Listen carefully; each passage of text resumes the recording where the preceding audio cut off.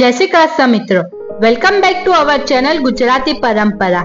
આજે આપણે વાત કરીશું નવરાત્રીના પહેલા દિવસે શા માટે જવારા વાવવામાં આવે છે। તો ચાલો જાણીએ તેનું મહત્વ। નવરાત્રીના પ્રથમ દિવસે ઘટ સ્થાપના અને કલશ સ્થાપના કરવામાં આવે છે। આ સાથે જવેરાનું વાવેતર પણ આ દિવસે જ કરવામાં આવે છે। દર વર્ષે આસો મહિનાના શુક્લ પક્ષની પ્રતિદા તિથિથી શારદી નવરાત્રી શરૂ થાય છે। આ દિવસથી 9 દિવસ સુધી માં દુર્ગાના 9 અલગ અલગ શક્તિ સ્વરૂપની પૂજા કરવામાં આવે છે। વાસ્તવમાં નવરાત્રી વર્ષમાં 4 વખત પોષ, ચૈત્ર, અષાઢ અને અશ્વિન મહિનામાં આવે છે। ચૈત્ર અને આસોમાં આવતી નવરાત્રી મુખ્ય છે, જ્યારે અન્ય 2 મહિનામાં પોષ અને અષાઢમાં આવતી નવરાત્રીને ગુપ્ત નવરાત્રી તરીકે ઓળખવામાં આવે છે।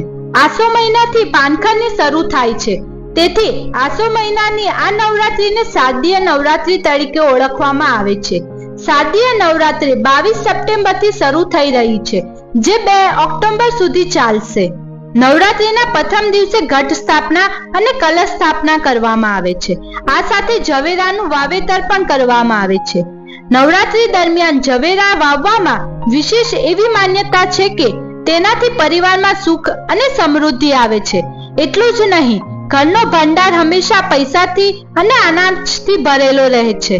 તો ચાલો જાણીએ કે નવરાત્રીમાં પહેલા જવેરા વાવવાની પરંપરા કેવી રીતે શરૂ થઈ। દંતકથા અનુસાર જ્યારે પૃથ્વી પર રાક્ષસો અને રાક્ષસોનો અત્યાચાર વધી ગયો, ત્યારે માં દુર્ગાએ તેમનો વધ કરીને માનવ જાતનો જીવ બચાવ્યો હતો। એવું કહેવાય છે કે દેવી દુર્ગા અને રાક્ષસો વચ્ચે સંઘર્ષ દરમિયાન પૃથ્વી પર દુકાળ પડ્યો અને ચારે બાજુ દુષ્કાળ પડ્યો। જ્યારે દેવી માતા દ્વારા રાક્ષસોનો વિનાશ પછી પૃથ્વી પર ફરી હરિયાળી બની હતી, ત્યારે જવેરા સૌથી પહેલા ઉગાવવામાં આવ્યા હતા। તેથી જવેરા સમૃદ્ધિ અને ફળદ્રુપતાનું પ્રતીક માનવામાં આવે છે। બીજી માન્યતા અનુસાર જ્યારે ભગવાન બ્રહ્માએ આ સૃષ્ટિની રચના કરી, ત્યારે પ્રથમ પાક જવેરા હતો। એવું કહેવાય છે કે નવરાત્રીના પહેલા દિવસે ઘટ સ્થાપના સમયે જવેરાની પહેલા પૂજા કરવામાં આવે છે અને તેને કલશમાં પણ સ્થાપિત કરવામાં આવે છે। નવરાત્રી દરમિયાન જવેરાની વાવણીની પરંપરા પૃથ્વી પર સમૃદ્ધિનો સંદેશો આપે છે। ચાલો જાણીએ નવરાત્રીમાં વાવેલા જવેરાનું મહત્વ। જો નવરાત્રી દરમિયાન વાવેલા જવેરા સારી રીતે ઉગે નહીં અથવા તેનો રંગ કાળો કે પીળો હોય તો તે શુભ સંકેત નથી, તો જવેરાની વૃદ્ધિને અશુભ માનવામાં આવે છે।